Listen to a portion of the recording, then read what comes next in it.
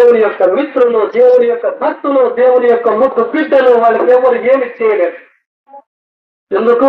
ఎప్పుడూ వాళ్ళు ప్రార్థన చేస్తున్నారు. వీళ్ళకి ఒక జాతి, ఒక గోత్రము, ఒక కులము, ఒక ఆచారము, విధి నియమము ఏమీ ఉండదు. సర్వానికి అతీతంగా ఉంటారు వాళ్ళు. ఒక నియమానికి, ఒక జాతికి, ఒక కులానికి అంటుకుని ఉండరు వాళ్ళు. జాతుల పూచో సాధుకో పూచి లీజియే జ్ఞాన్. జాతి అడగొద్దు మహాత్ములకు, పూచి లీజియే జ్ఞాన్. జ్ఞానాన్ని గురించి అడుగు. మహాత్ముల వాక్యం ఇది.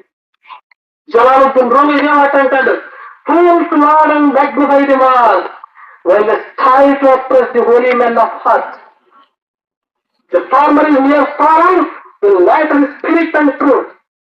The true mosque is in the heart of saints, is the place of worship of all.